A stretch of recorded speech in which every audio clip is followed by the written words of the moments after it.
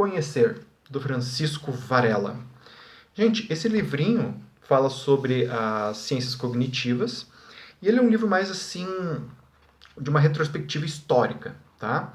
Então, neste livro, o Varela ele vai assim fazer uma retrospectiva das ciências cognitivas, por onde elas começaram, quais foram as hipóteses, o que foi levantado, o que não foi, como que isso continuou ao longo do tempo e como que não continuou. Né? É um livro bem interessante para quem gosta de ciências cognitivas, é um livro bem interessante para quem gosta de estudar a epistemologia da ciência, tá? E ele assim não tem um propósito de se aprofundar, ele apenas traz as hipóteses, traz as ideias. Então também é um livro muito interessante para quem quer ter uma introdução, para quem quer ter uma visão a respeito do tema, tá? Ele começa falando assim, ó, os historiadores e filósofos modernos, desde Alexander Coiré, mostraram bem que a imaginação científica se transforma radicalmente de uma época para outra, e que a ciência é mais uma epopeia do que uma progressão linear. A história humana da natureza merece ser contada de diferentes modos. Eu acho muito legal isso daqui, porque o Varela, como um bom pesquisador da ciência, ele compreende que a ciência não é uma coisa, vamos dizer assim, pura, linda e maravilhosa, platônica nesse sentido, né? Ou seja, de um mundo das ideias ideal. Ele vai entender a ciência como um processo humano. E ela, como todo processo humano, ela tem momentos.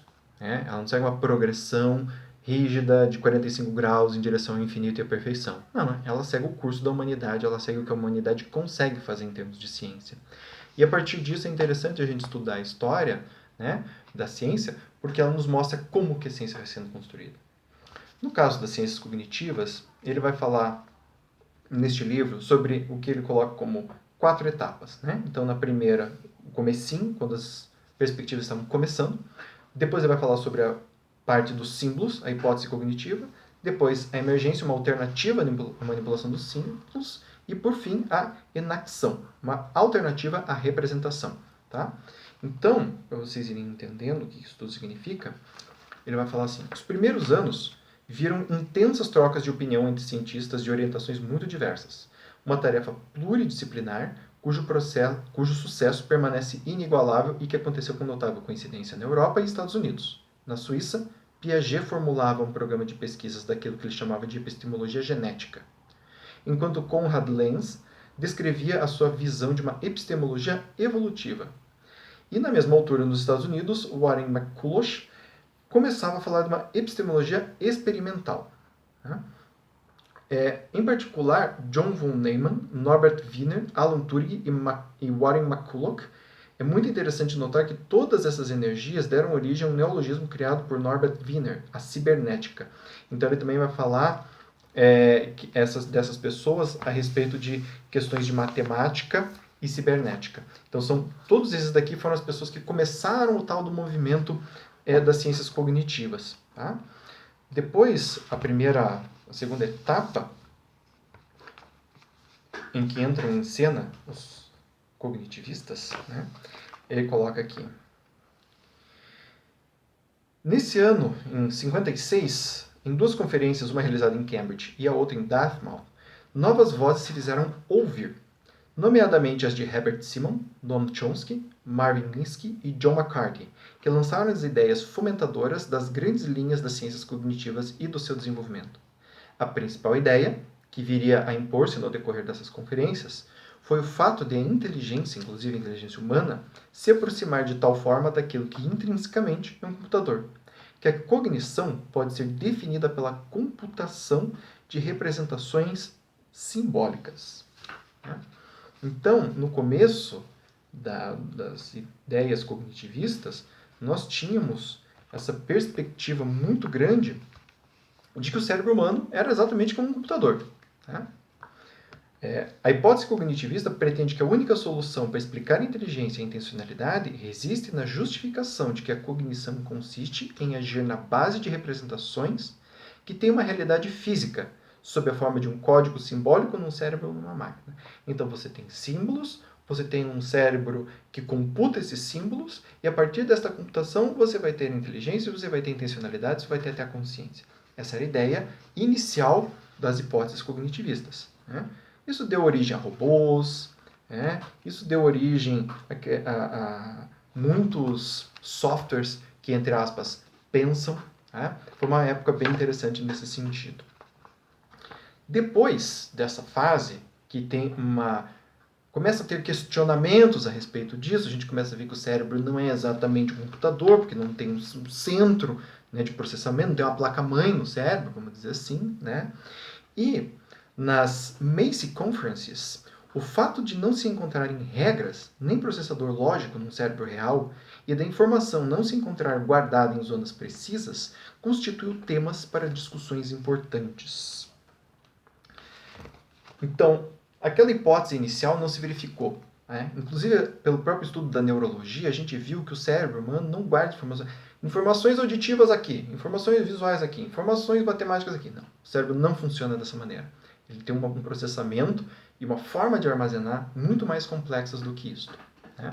Então, a regra de aprendizagem mais explorada nesta época foi a regra de Hebb.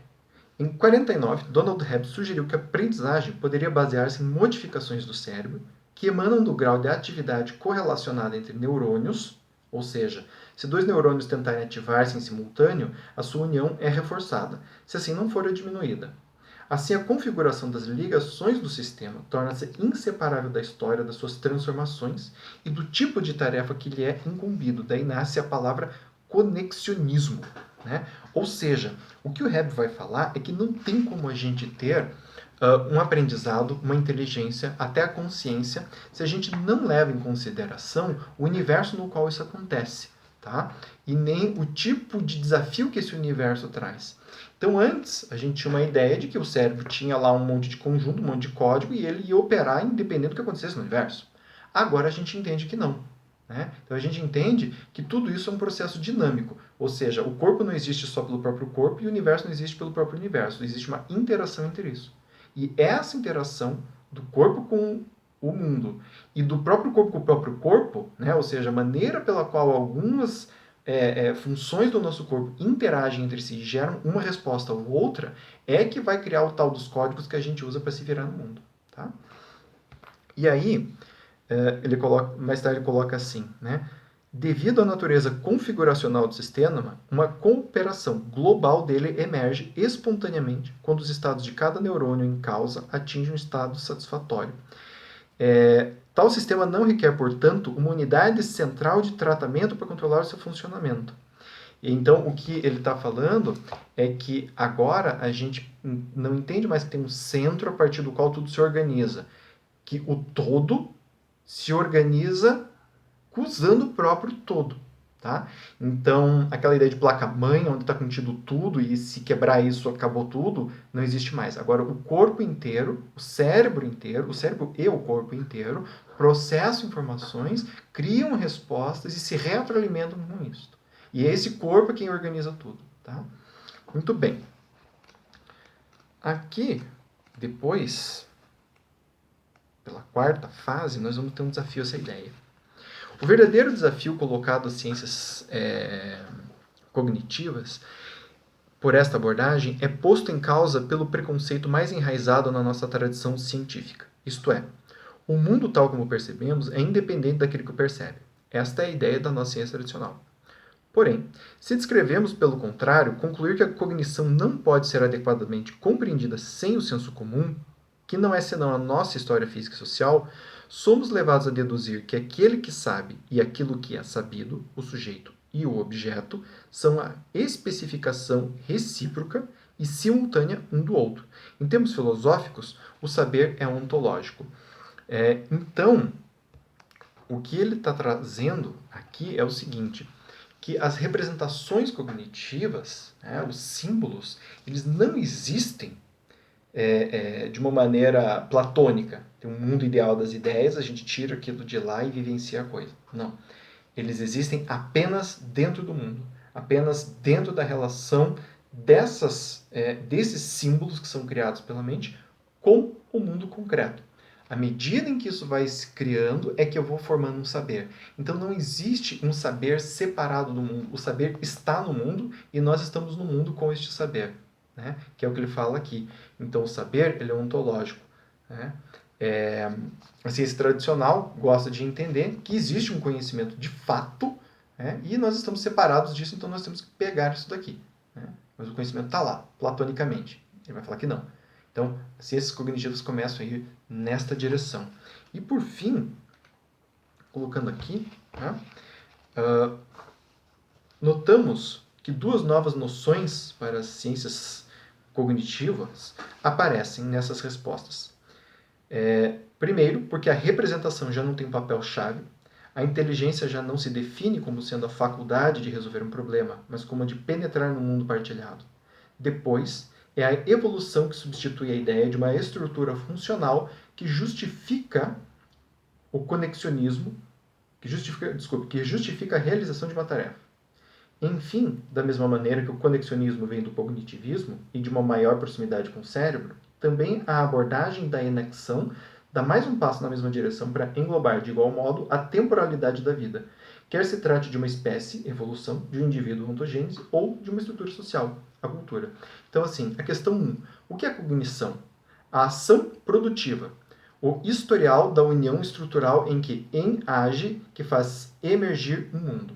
Como funciona? Por intermédio de uma rede de elementos interconectados, capaz de sofrer alterações estruturais ao longo de um historial não interrompido. Questão 3. Como saber se um sistema cognitivo funciona de modo apropriado? Quando ele se une a um mundo de significados pré-existentes em desenvolvimento contínuo, como é o caso dos descendentes de todas as espécies, ou quando forma um mundo novo, como acontece na história da evolução, né? Então é isso que ele fala: ontogênese, evolução, história cultural, tá? Gente, livrinho bacana.